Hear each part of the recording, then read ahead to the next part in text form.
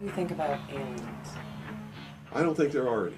At one time, I thought that there were, simply based upon documents that I'd seen while I was attached to the intelligence briefing team, the commander-in-chief of the Pacific Fleet. At that time, and even for many years afterwards, I did not believe that the government would use me in that way. I had devoted my whole life to government service. I had been in the Air Force, I was in the Navy, I was a river patrol boat captain in Vietnam. I had proved myself. I had combat ribbons with the V for Valor. Um, there was no doubt of my loyalty to my country. And maybe that's why it was so easy to use me, because I wouldn't doubt that what I saw was real. But over the years, I've done a lot of research. And what I've discovered is there's no proof existing anywhere that extraterrestrials are real, or that have ever visited this planet, or that they exist anywhere in the universe. There is not one shred of evidence anywhere. There is lots of evidence, tons of it in fact, that there are a group of people collectively known as the Illuminati who want us to believe in some extraterrestrial threat from space so that they can cause a world government, bringing together of all the people to resist that external threat. And the first time that I saw any reference to that, I was reading some papers from the Carnegie Endowment Fund, and there was a record of a speech.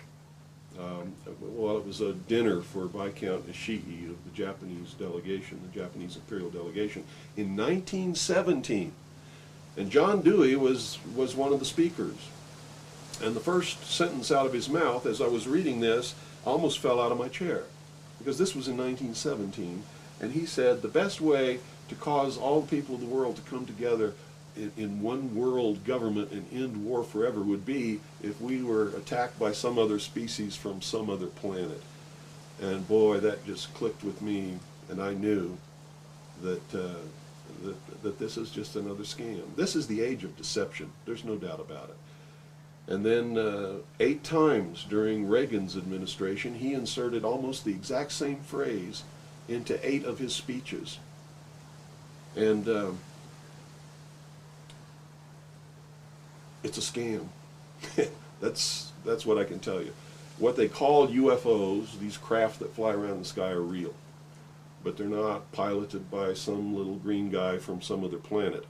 They're owned and operated by the United States of America for one, the Soviet Union for another, probably Great Britain, Canada. I think the first really operable ones were probably manufactured in Western Canada, in the wilderness, in a place especially built to create those machines, like we created the Manhattan Project, and the same kind of secrecy surrounded it. So the technology is real.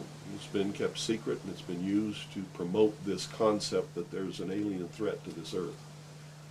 The cattle mutilations I've discovered in my research are nothing more than what's left after the government does its secret tests on the low-level radiation leakage from its atomic weapons assembly plants and atomic power plants.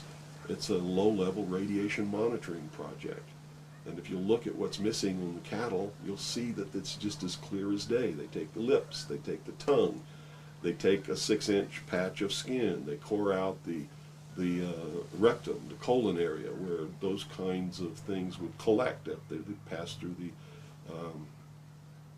the digestive system. On female cows, they take the udder to check for low-level radiation in the milk. Is it being passed to the calves? And these are all grazing animals that graze on the grass where the radiation falls when it falls from the air. And it's just an incredible deception. And I'm just amazed that people have fallen for it in the manner that they have, in the absence of any proof whatsoever. I mean, they cite hearsay as proof. Well, what about all of the alien abductions? They're not abductions. They're the results of a tremendously successful and very sophisticated mind control operation, all of which has been in development. They started working on those kinds of things since before World War II. But they have perfected them. On my website, I have a patent of a machine that can read your brain waves, can recombine them in a computer and send them back to you and make you think things happened that never happened. I mean, you can't get a patent for something like that unless it really works. You have to prove it to the patent office. It works. A patent was issued. And this is just one of the things that snuck by them that hasn't, because when people invent things like this, they're sucked up by the government immediately, and then they're put behind the veil of national security and classified, and then nobody knows about them. But every once in a while, something sneaks by them. And when you do these searches in the patent office and the trademark office and in the copyright office, you come up with some real gems once in a while, and that was one. Also, the congressional investigations into the intelligence community has revealed the existence of these programs. I mean, there's no secret about it. It's documented. Project Artichoke, Project MK Ultra, MK Naomi. You know, I could go on and on and on all day long. And you know, if you had the time in your movie, we could lay out all the documentation, which is official government documentation, and prove beyond any shadow of a doubt that it's true. But that's what it is. It's not extraterrestrials coming down. The human body cannot pass through walls or roofs, or through windows that are closed. You know, this is all the product of the imagination and people's willingness to believe something because they want it to be true. I don't know why they would want it to be true. You see, because if it were true, these are not friendly aliens. They're doing some terrible things to people. If I were to kidnap somebody, pass them up through the roof, and take them somewhere, and perform operations on them, and take samples of semen and ova from their, reproductive organs, and plant thoughts in their mind, and all this kind of stuff, and then bring them back, guess where I'd be right now? In prison. It's kidnapping. It's criminal. It's a terrible thing. So there's a morbid sense about all this too, as if people want to be hurt for some reason. I don't understand that, but that certainly is something that somebody needs to look at. Why do people feel that this needs to be real? What in them says, I want to be abducted and abused and kidnapped and raped and all of this stuff against my will? Because they seem to take some kind of satisfaction that this is happening. And nobody's talking about the fact that this is a terrible thing to happen. If I were to do that to you, you wouldn't be too happy, would you? But somehow it's okay if an alien does it? I don't think so. It's all bullshit. It's a lie. And it's... So where do you feel the hope for America lies? Oh, this is William Cooper, a man who received mainstream attention in 1994 when Rush Limbaugh read an alleged White House memo on the air calling him the most dangerous radio host in America. Maybe that's because his conspiracy classic is the underground bestseller, or perhaps it's because of the increasing popularity of his shortwave radio broadcast, which is also available on the internet. Good evening. You're listening to the Hour of the Time. I'm still William Cooper. This was not an easy interview to net. He was the first person I asked, and after 8,000 miles and 6.5 weeks on the road, just about the last to agree. I guess he wanted to make sure I was serious. Nevertheless, I had to come alone, and I was required to follow clear rules of conduct. Well, at this point, I've done so much research on this. I have to tell you, there's only one way this is going. There's going to be a civil war in this country.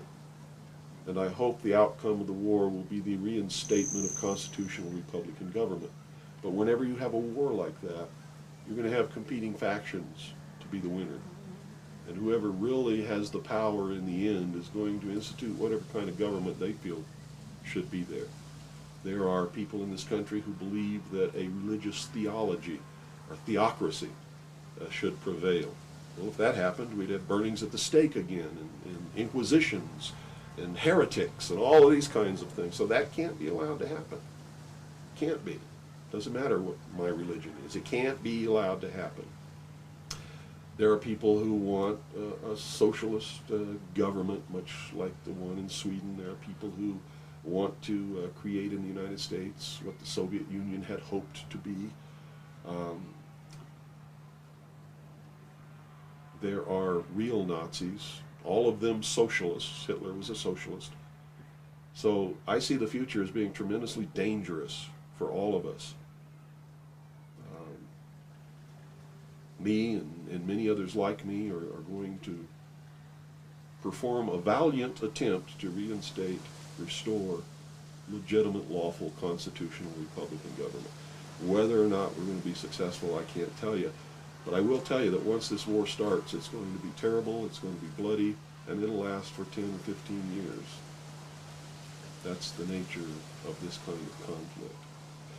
If you look around at all these mountains around here, there's enough guns, ammunition, supplies, clothing, and food buried in these mountains to support an army for 15 years.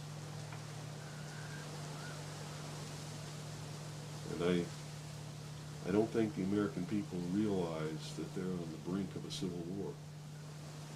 You see, there are many of us who took an oath when we went in the armed forces, and we meant it. We volunteered. We weren't drafted. We care about this country. And the oath was to protect and defend the Constitution against all enemies, foreign and domestic.